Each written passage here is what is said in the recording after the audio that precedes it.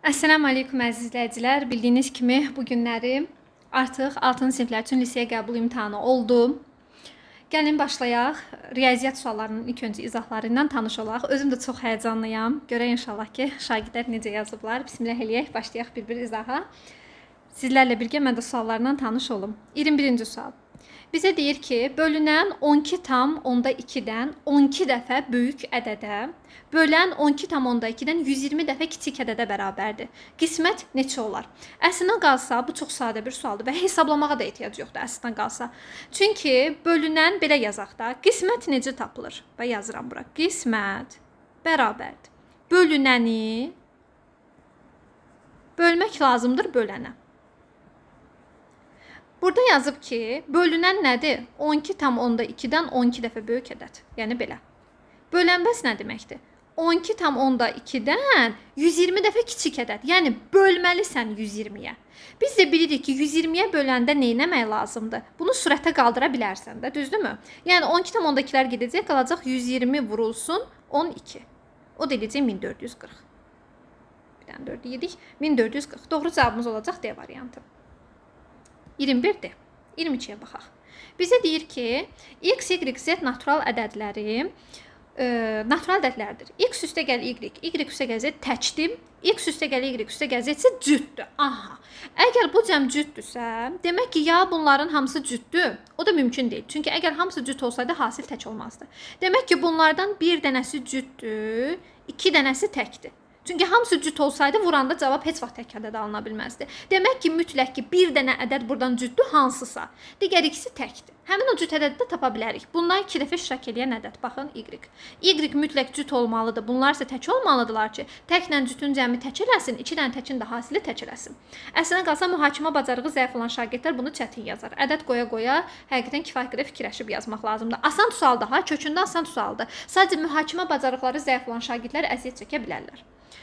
İndi y-imiz oldu mütləq cüt və z-imizlə x-imiz də oldu tək. İndi gəlin yerinə qoyaq. Birinci bənddə x-imiz tək olsun. Gəlin qoyaq da x-la z-ə 1 qoyaq, y-ə də 2 qoyaq. Onda olacaq 1 vur 2 vur 1. Cavab alındı 2. Yəni həqiqətən də cütdür. Birinci doğrudur, cüt. İkinciyə baxaq. X-la z-in cəmi. X-la z-in cəmi 1 üstəgəl 1 bərabər olur 2-yə. Bu da cütdür, düzdür. Üçüncü bəndə baxaq. X vur y, yəni 1 vur 2, üstəgəl z, yəni üstəgəl 1. Cavab alındı 3, təkdir.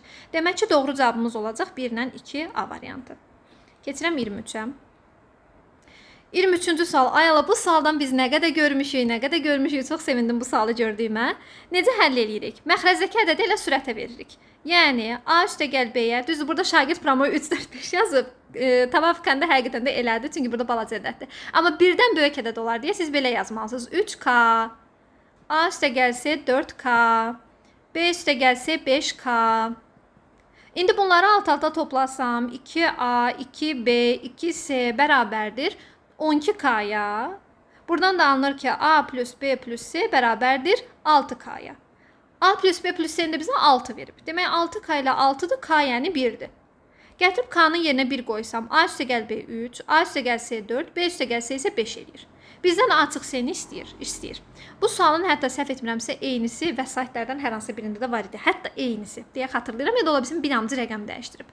Açıq C-ni necə taparam? Bax, bundan bunu çıxaraq. Bundan buna alt-alta çıxsam, açıq C alınacaq. Şagird düzdür, burada ədəd verərək tapıb, doğrudur, zaten eləyə bilərsiniz. Amma əsl həll qaydası belədir. Bunları alt-alta çıxanda B-lər gedir, qalır açıq C. Yəni, A açıq C bərabərdir 3 çıx 5-ə, yəni mənfi 2-yə. Doğru cavabımız olacaq burada B bəndi. Keçirəm 24-də. 24-cü sualda deyir ki, A, B, C və D tam ədədlərdir. A kiçikdir B-dən, kiçikdir C-dən, kiçikdir D-dən. A, C hasili 0-dan böyükdür, B, D hasili 0-dan kiçikdir. Demək, bunlardan biri mənfidir, biri müsbət. Ya bu müsbət, bu mənfidir, ya da bu mənfi, bu müsbətdir. Deyir ki, indi A vur B vur C vur D hasili ən çox neçə olar? İndi baxın bura. Bizə görürsünüz burada B, D ilə bağlı nə bilirik? B, D-dən balaca bir ədəddir. Əgər biri müsbət, biri mənfidirsə və B, D-dən kiçikdirsə, təbii ki, mənfi olan B olmalıdır. Yəni, B-miz mənfidir. B-miz mənfidir. D-miz isə müsbətdir. D-miz isə müsbətdir. İndi məntiqlə B mənfidirsə, B-dən kiçik ədəd də mənfi olacaq da. Məsələn, B mənfi 3-dürsə, təbii ki, A da başqa bir mənfi ədəddir. A mənfidir yəni. A-mız mənfidirsə və AC hasili müsbətdirsə, demək ki, C-miz də mənfi olmalıdır. Yəni C də mütləq mənfi olmalıdır ki, bir-birinə vuranda cavab müsbət eləsin. İndi bizə deyir ki, bu hasil ən çox neçə ola bilər? 3 dənə mənfi ədəd var, bir dənə müsbət ədəd var. Mənfi ədəd olanda hasil kiçilir. Ona görə bacardığımız qədər kiçik ədədlər verməliyik. Buna görə nə verəcəm? -1, -2, -3. D-yə də uşaqlar 1 verəcəm. Tam ədəd kimi əslində qalsa 0. Ay yox, bu 0 verə bilmirəm. Çünki D-yə 0 versəm, tam ədəd dediyi üçün fikirləşdim 0 verim. Amma D-yə 0 versəm, axı onda kiçik bərabər olar 0-dan. 0-a bərabər, yəni burada bərabərlik olardı. Bərabərlik yox, demək D-yə 0 vermək olmaz. D-yə də 1 vermək lazımdır. Ona görə də cavabımız olacaq -1, -2, -3, bir də 1. Bunun vuranda da alınır -6. Yəni cavab həqiqətən də C variantıdır və həqiqətən də variantlardakı ən böyük ədəddir. 8-i onsuz da avtomatik çıxırsınız, çünki bu hasil mənfi ədəd edir, müsbət ədəd eləmir. Bu da getdim. Keçək növbəti suala. 25. Bizə deyir ki, iki şəhərdən eyni anda qarşı-qarşıya 2 qatar yola düşdü. Bu iki şəhər arasındakı məsafəni birinci qatar 6 saat, ikinci qatar isə 8 saata gedir. Qatarlar hərəkətə başladılar. 2 saatdan sonra onlar arasında qalan məsafə bütün yolun hansı hissəsini təşkil edər? Şagird çox qəşəng metod tətbiq edib. Özündən 1 kilometr götürüb, bir ədəd götürüb, 6 ilə 8-ə bölünən ədəd kimi 480 götürüb. Eləmək olar. Yəni elə birinci bu metodla eləyim, çünki şagirdlərin əksəriyyətinə adətən bu metod rahat gəlir. Güyamış bizim iki şəhərimizin arasındakı ümumi məsafə 480 km imiş. Onda əgər ümumi məsafə 480 km-dirsə, 6 saatda əgər bu yolu gedibsə, demək onun sürəti 80-dir. Bu 8 saata yola gedibsə, demək ki, bunun sürəti 60-dır. Onda qarşı-qarşıya hərəkətdə 2 saat hərəkət eləyiblərsə, 80 ilə 60-ı toplayıb vurduq 2-yə. Niyə görə? Çünki qarşı-qarşıya hərəkətdə S-i tapmaq üçün sürətlərin cəmini vurmaq lazımdır zamana. Ona görə cavabı aldı 280. Yəni ümumi 480 km yoldan bunlar 280-ni gediblər, bu qədər hissəsi qalıb. Yəni 480-in 280-i gedilib, 200-ü qalıb. Bu da bizə deyir ki, onlar arasında qalan məsafə bütün yolun hansı hissəsini təşkil eləyər. Mən promoy qalmışını eləyirəm, şagird birinci tapıb sonra çıxıb, onun fərqi yoxdur. Yəni ya 480-i 280-i tapıb, sonra alınan cavabı birdən çıxa bilərsiniz, ya da birbaşa 480-i 200 yazarsınız. Çünki burada 200 qaldı axı ümumi və 480-i 200-ü də ixtisar edib 12-də 5 alarsınız. Bu ən ideal yoldur. Yəni özünüzdən ədəd qoyaraq yazmaq. Digər yolla isə müəllimlərə görə bu yol daha asandır təbii ki. Mən də həmişə əslində qalsa uşaqlara izah edirəm. Sadəcə bəziləri ədəd qoymaqla daha rahat eləyirlər. Daha rahat yolu belədir mənə görə bir müəllim kimi. Demək ki, əgər birinci qatar bütün yolu 6 saata gedirsə, 2 saata hansı hissəsini gedir? 6-da 2 hissəsini gedir. Yəni ümumi yolun 6-da 2-sini bu getdi. Ümumi 8 saata gedirsə, 2 saata hansı hissəsini gedir? 8-də 2 hissəsini. Yəni bu qədərini də bu getdi. Ümumi nə qədəri gedildi? Toplayaq. Alınır 24-də. Birinci gəlin ixtisar eləyək ki, rahat ədəd alınsın. Bu eləyir 3-də 1, bu eləyir 4-də 1. Alınır 12-də 7. Demək ki, yolun 12-də 7-si gedildi. Variantda 12-də 7 də yoxdur. Görürsünüz işinizi necə asanlaşdırıblar. Yolun 12-də 7-si gedildi. Aralarında nə qədər qaldı? 1-dən 12-də 7 çıxaq. 12-də 5-i qaldı. Doğru cavabımız olacaq A bəndi.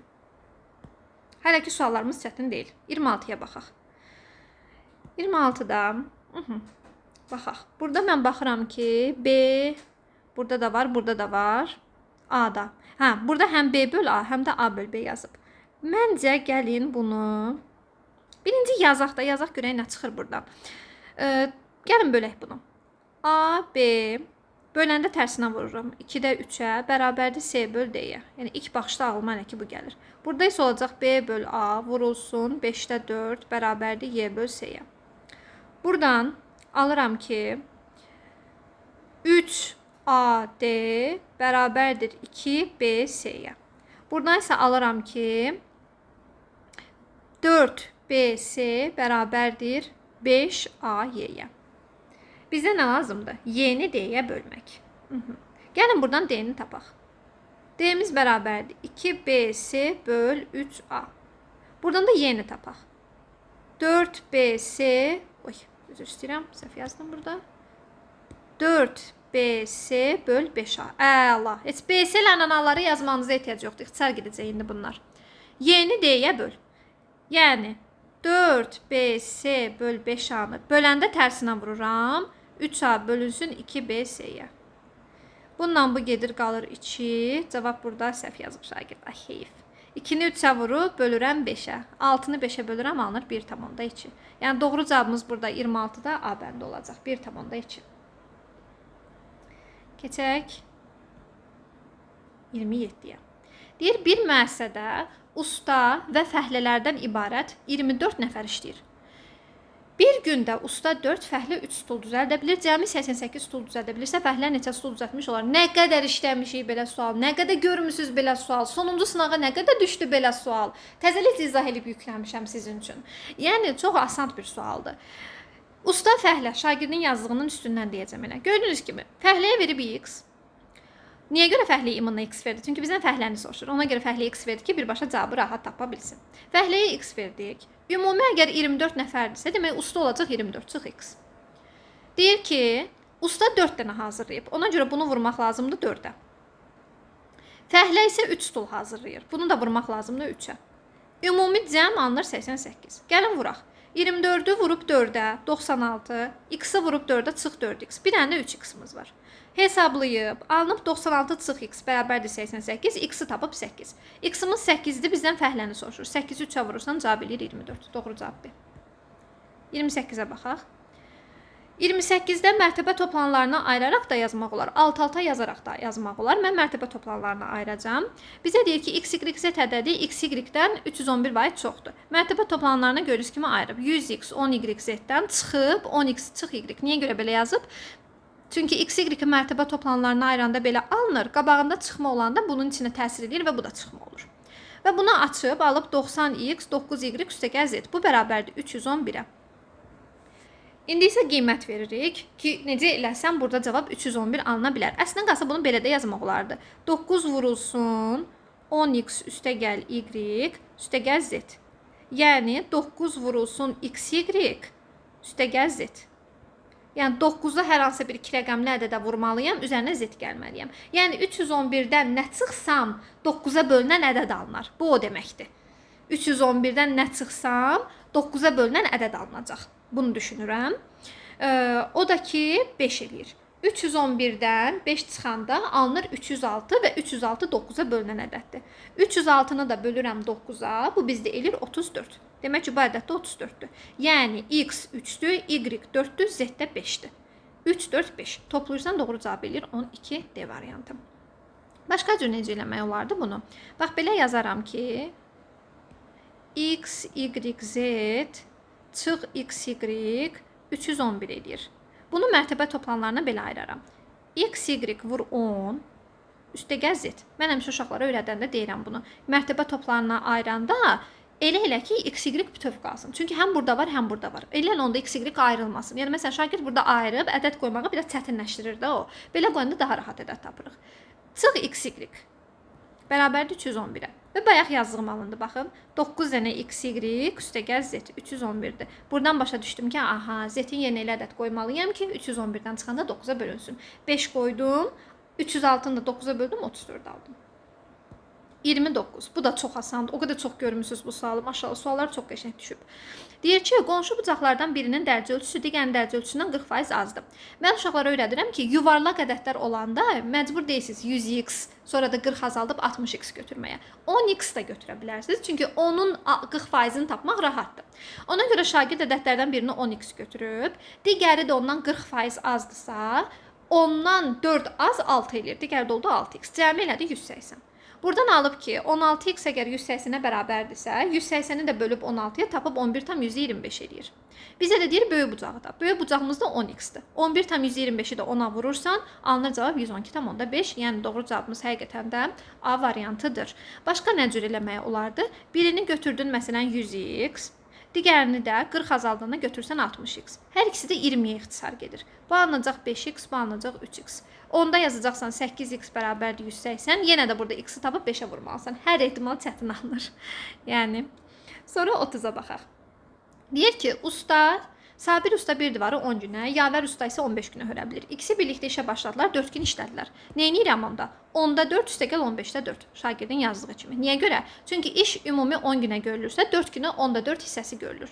İş ümumi 15 günə görülürsə, 4 günə 15-də 4 hissəsi görünür. Bunları toplayıram, alınır 30-da 20, yəni 3-də 2. Demək ki, 3-də 2-si görüldü. Nə qədər qaldı görülməyən? 3-də 1-i qaldı. Və deyir ki, qalan işi yavər tək başına gördü. Yavər 1 saatda işin 15-də 1-ini görür. Bir günə işin 15-də 1-ini görür. Neçə gün işləməlidir ki, 3-də 1-ini görsün? Yəni belə düşünün də, 15-də 1-i neçəyə vurmalıyam ki, 3-də 1 alınsın? 5-ə. Demək ki, yavər qalan işi, bu da 5 günə görəcək. Bu qalan işi 5 günə görəcək. Birinci dayandım, ayla cavabda niyə 5 yoxdur? Sonra gördüm, burada yazıb bütün iş. Aha, 4 gün bir yerdə işləyiblər. 5 gündə yavər usta tək başına işləyib. Demək ki, ümumi 9 gün işləyiblər. Yəni, burada bir dənə detal budur. Bunun tipli sual kitablarda çoxdur, işləmişsiniz. Sadəcə orada birbaşa biz 5-i yazırdıq. Burada isə toplamaq lazım idi. Çünki bütün işləyirdi. 5 ilə 4-ü toplayıb elə tapırdıq. Cavabı 9. Təkrar deyirəm. Normal hesablamanı hamısını bilirsiniz də. Yəni, bir yerdə işləyirlərsə toplayırıq. İxtisar elədik, 3-də 2 aldıq. Təbii ki, 3-də 2-si görülübsə, 3-də 1 qalıb. Yavər usta bir günə 15-də 1-ini görür. 3-də 1-ini görməsi üçün neçə günə ehtiyac var? 15-də 1-i neçəyə vuranda 3-də 1 eləyir? Bölüb tapırsınız da. 3-də 1-i bölürsən 15-də 1-ə, alınır cavabın 5. Demək 5 günə yavər usta tək başına işləyib. 4 gündə bir yerdə işləyiblər, demək ümumi 9 gün işləyib. Ona görə 30-cu sualımızda da doğru cavab olacaq. B bəndi. Keçirəm indi 31-ə. Nə gözəl, sadə bir tənlik. Vurub açaq. Yəni şagirdin həllindən baxacam yenə. Müəllimə kopyacıdır. Vurub açanda nə alınır? 5x çıx 20 çıx 4x çıxma ilə çıxma toqquşur üstə gəl 2 bərabərdir 4x üstə gəl 8-ə. X-ları hesablayaq. Bax 5x-dan 4x-i çıxıb alınıb x. Mənfi 20 ilə müsbət 2 alınıb mənfi 18. Bərabərdə ardını yazıb. X-ları bir yerə, Y-ləri bir yerə. Bu x-i gətirib bura, bu ədədi də gətirib bura. Ona görə 4x-dan x çıxıb alınıb 3x, mənfi 18-dən də 8 çıxıb mənfi 26. X-i tapanda alınır mənfi 26 bölü 3. Yəni doğru cavabımız həqiqətən də A bəndidir. Hələ ki bir səhvimiz var, inşallah ikincisi olmaz. Demək, burada 32-də mənfi 1/4-də 3, yəni mənfi 4-də 7 üstə gəl. Bunu ayrıca gəl hesablayaq. 1-in üstünə 5-də 3 gələk. 1-in üzərinə gəlirəm 5-də 3. Alınır cavab 5-də 8. İndi 2-ni bölürəm 5-də 8-ə. Yəni 2-ni vururam 8-də 5-ə. Alınır cavab 4-də 5. Yəni mənfi 4-də 7-nin üstünə 4-də 5. Çox sadə sualdır həqiqətən. Alınır mənfi 4-də 2, yəni mənfi 0,5. Riyaziyyatınızı çətin salmayıblar uşaqlar. Qəşəngdir. Sualların hər birisi qəşəngdir.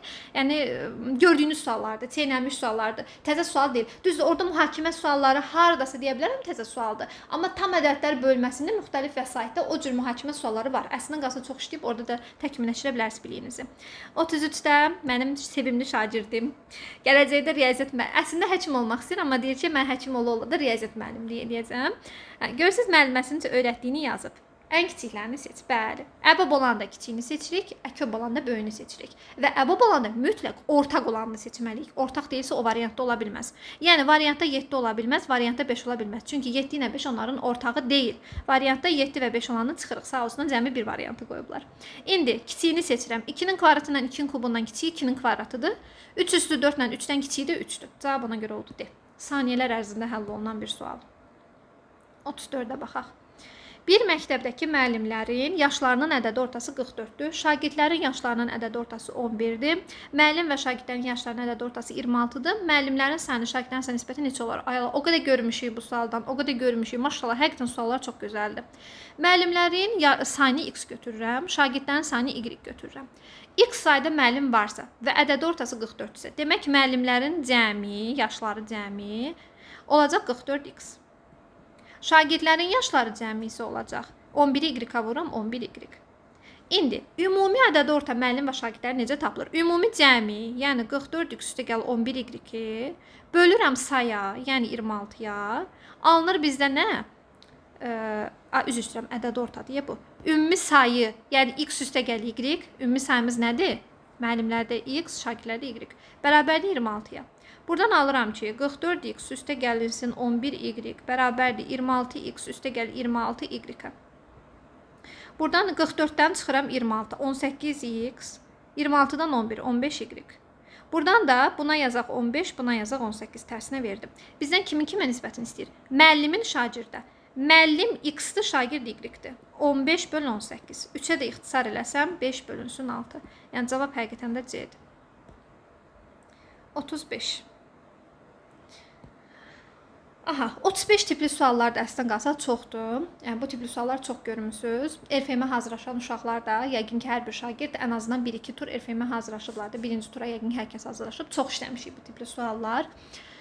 Bu tipli suallarda mən hər zaman şagirdlərimə deyirəm ki, ya vuranda, ya da üzr istəyirəm, ya toplayanda, ya da çıxanda təmədəd alınmalıdır. Toplayanda alınmır, çıxanda da alınmır. Demək ki, nəyisə vurmaq lazımdır. Uşaqlara da öyrədirəm ki, belə olanda variantlardan ipucu al. Variantlara baxıram ki, hamısını 3-ə vurub, görürsüz? Yəni başqa bir şey də verməyib, hamısını 3B verib. Həqiqətən sizin üçün asanlaşdırıblar. Demək ki, B-ni 3-ə vurmalısınız. Gəlin vuraq. Bu olacaq 15, bu olacaq 21, bu olacaq 12. İndi baxaq, toplayanda mı, çıxanda mı təmədəd eləyir? Baxın, toplayanda A ilə 3B-ni toplayaq. Nə alınacaq?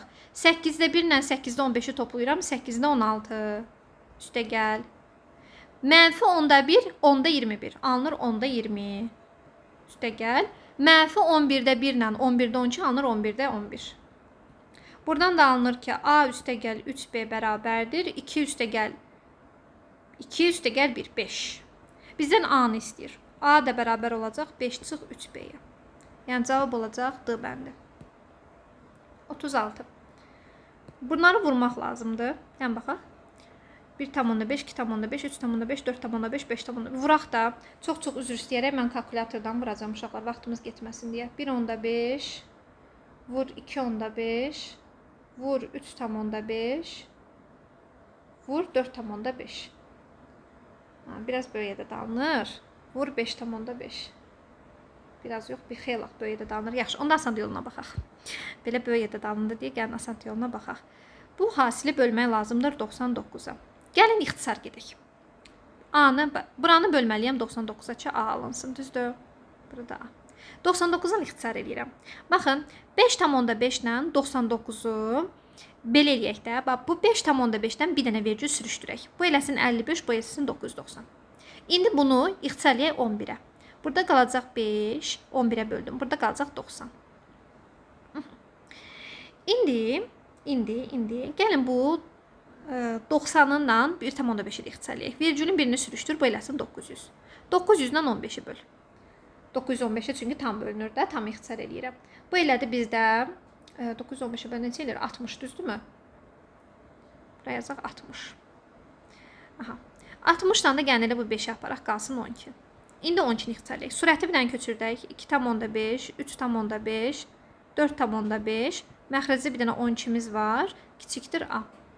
Bizə nə lazımdır? A-nın yerinə hansı əksiyədə ola bilər? Burada ixtisar gedirmi? 3-ə bölünən var. Hə, 4,5 3-ə bölünür. Gəlin onda bunu 3 ixtisar eləyək. Vergülü sürüşdürürəm. Bunu 120 eləyirəm. 120 45-ə tam bölünməyəcək. Amma 120 5-ə də bölünür, 3-ə də bölünür. 15-ə bölək. 15-ə bölsəm burada qalacaq 3 və 120-ni də bölürəm 15-ə. Biraz bunun hesablaması çətindir. 8. Bitdim. İndi gəlin vuraq onda. Geridə qalanlarını vuraq. 2,5-i 3-ə vururam, 7,5 eləyir. 7,5-i də vururam 3,5-ə. Alınır 26,25 böl 8. Kiçikdir A-dan. Bunu da elə tam hissəsini bilsəz kifayətdir. 26,25 də 8-i böləndə uşaqlar 3 tam nə qədəsə eləyir? 3 tam belə gedir. 2, 8, nəsə gedir. Kiçikdir A-dan. Onda bu şərti ödəyən ən kiçik ədəd olacaq 4. Çünki 3 tam nə qədəsidən böyük, yəni böyükdür də bu. Yəni 3,28 A-dan kiçikdir. Yəni 3,28-in böyük bir ədəddir A. 3 tamdan böyük ədəd olacaq 4. Yəni tam axıra qədər hesablamaya da bilərsiniz də. Yəni bunun hesablaması artıq sizə qalıb. Hesablayıb axırına da çıxa bilərsiniz, amma çox tövsiyə eləmirəm. Təqribi eləsəz daha yaxşıdır. Məsələn, baxın şagird təqribi bölüb burada da. Keçdik 37-yə. Deyir ki, x və y müxtəlif natural ədədlərdir. X kiçikdir y-dən. Əçob k-yə bərabərdir və k sadə ədəddir. Düşünək. Nə zaman əçob sadə ədəd verər? Əçob sadə ədəd verər. Əçob bilirsiniz ki, daxildə olan bütün vurğuların hasilidir. Yəni, 2 dənə ədədi bir-birindən vurmuşam, özü müxtəlif ədədir. Və cavab sadə ədəd eləyib. Bu nə zaman ola bilər? 2 dənə ədədin hasili sadə ədəd olsun. Yalnız bu ədədlərdən biri 1 olarsa. Yəni 1 ilə hər hansısa bir sadə ədəd. İndi əgər x kiçikdirsə y-dən, mən x-a verəcəm 1. Y də hər hansısa bir sadə ədəd. 1-dən böyük hər hansısa bir sadə ədəddir. İndi baxaq varianta. Birinci bənddə deyir ki, x-la y qarşılıqlı sadədir. Bəli. 1 ilə bütün ədədlər qarşılıqlı sadədir. Ona görə bu düzdür. Bu sualı gördüm, yadıma düşdü ki, dünən bir şagirdim mənə yazmışdı ki, müəllimə, 1 ilə bütün ədədlər qarşılıqlı sadə idi də. Deyirəm, hə, bəli, 1 ilə bütün ədədlər qarşılıqlı sadədir. Ümid edirəm bu suala tətbiq eləyə bilib. Düzdür, onun soruşduğu sualı çox çətin versiyada burada veriblər. Amma ümid edirəm ki, tətbiq eləyə bilmirsən bağını. Deyir ki, əbob xy 1-ə bərabərdir. Biz bilirik ki, qarşılıqlı sadə ədədlərin əbobu 1-ə bərabərdir. Yəni, burada belə bir məntiq var ki, əgər 1 düzdürsə, avtomatik 2 də düzdür. 1 səhvdirsə, avtomatik 2 də səhvdir. Yəni, bir variantda ya 1 ilə 2 ikisi də eyni anda olmalıdır, ya da ki, ikisi də olmamalıdır. Burada ikisi də düzdür. 1 də düzdür, 2 də. Üçüncüyə baxaq. Deyir ki, y-dən x-i çıxanda cüt ədəd alınır. Əgər mən y-ə sadə ədəd kimi 2 versəm, onda 2 çıx 1 tək ədəd eləyə bilər. Yəni, cüt ədəd alınmaya da bilər. 3 səhvdir. 4-ə baxaq. Y ədədi x-a tam bölünür. Y x-a tam bölünür. Bəli, çünki x kiçikdir y olduğu üçün, bir də bütün ədədlərin böləni olduğu üçün həmişə tam bölünəcək. Doğru cavab D olacaq. Bəli, doğrudur. Ümid edirəm, heç bir şeydə diqqətsizlik eləmədim. 38. Bu da çox sadə bir sualdır. Əgər qarşılıqlı sadə ədədlərdirsə, demək tam ixtisar eləməliyəm. 4-ə bölünür. Burada qalır 7, burada qalır 3. 7 ilə 3. Elə bildim Şakir səhv yazıb. 7-ni çovuru 1-1 yazmaq istəyirdim. Buradan A-nı tapanda 3-ün üstünə 1 gələndə 4 eləyir. B-ni tapanda 7-dən 2 çıxıram 5 eləyir. Hasili də alınır 20. Əlam, hələ ki bir səhvimiz var. Sevinirəm. Yox, siz hiss eləmirsiniz. Müəllimə yoxladıqca sevinir. Demək, burada ehtimal sualıdır. Bizə deyir ki, təsadüfən seçilən bir şagirdin qız şagird olması ehtimalına tapın. Ümumi şagirdlərin sayını məxrəcə, soruşulanı surətə. Ümumi şagirdlərin sayı nə qədərdir? Bunları toplayırsan. 5x üstə gəl 3. Qızların sayı nə qədərdir? 2x üstə gəl 3. Çarpaz vuraq. Bunu buna vurursunuz, bunu da buna. Alınır 5x üstə gəl 3 bərabərdir 4x plus 6, x bərabərdir 3. Bizdən kimi soruşur? Cəmi neçə şagird var? Cəmi 5x üstə gəl 3 idi də. Demək ki, 5-i vururam 3-ə, üstünə gəlirəm 3. 18, bəli, doğrudur cavab C. Və sonuncu 40. İnşallah bu da düz çıxar. Düzdür, istəməzdim 19 olsun. Da elə 19-u yazan 20-ni də yazardı. Amma yenə də maşallahımı deyəcəm. Bizə deyir ki, tərəfləri 9 və 4 olan mavi rəngli düzbucaqlılar şəkildə kimi düzülüb, böyük düzbucaqlı əmələ gətirib, arada qalan boz rəngli hissənin sayısı nə qədərdir? Aha. Tərəfi 9 ilə 4-dürsə, baxın, bura 9, bura 9, bura 4. Buranın tərəfi ümumi neçə edir? 18 üstə gəl 4, 22. Burada isə 9, 9, 9, burada olacaq 4. Yəni, 27 üstə gəl 4, 31. Demək ki, ümumi sahə 22-ni vururam 31-ə, 682-dir ümumi sahə. Buradan çıxmalıyam, baxın buranın sahəsini ki, içəri alınsın. Düzdür, buradan tərəfləri bilənçinə tapmaq da olardı. Bura ilə buranı elə, mən elə eləmədim. Yəni, amma elə də eləmək olar. Buranın bir dənəsinin sahəsi nə qədərdir? 9-u 4-ə vururam, bir dənəsi 36-dır. Burada neçə dənə var bundan? 1, 2, 3, 4, 5, 6, 7, 8, 9, 10 dənədir. Onda onu 36-ya vuram, 360 eləyir. 682-dən də 360 çıxıram, doğru cavab eləyir 322. Əlhəmdülillah, bu da düzdür. Bununla da 40 sualda izah elədim. Müəllim kimi fikirlərimi deyirəm. Suallar normal, qəşəng suallardır. Yəni, mən bunlara çətin suallardır, siz görməmisiniz, bunları yaza bilməzsiniz deyə bilmərəm. Yəni, orta, çətin, asan, hər səviyyəli suallar var. Yəni, mən sualları çox bəyəndim, riyaziyyat sualları çox gözəldir. Düşünürəm ki, rahat hər bir şagird 17-dən yuxarı yaza bilər deyə düşünürəm. Həqiqətən də yazmaq olar. Ümid edirəm ki, hər biriniz də bu videonu izləyən şagirdlər də yazmısınız. Hər birinizə bol-bol müvəffəqiyyətlər arzu eləyirəm. Müəllimə çox həyəcanlı şəkildə izah elədi. Ümid edirəm ki, bu həyəcanımı valideynlərə və sizlərə yansıtmadım. Rəbbimdən sizin üçün hər şeyin ən xeyirlisini izah eləyirəm. İnşallah riyazi məntiqin də izahında görüşənədək sağ olun, salamat qalın.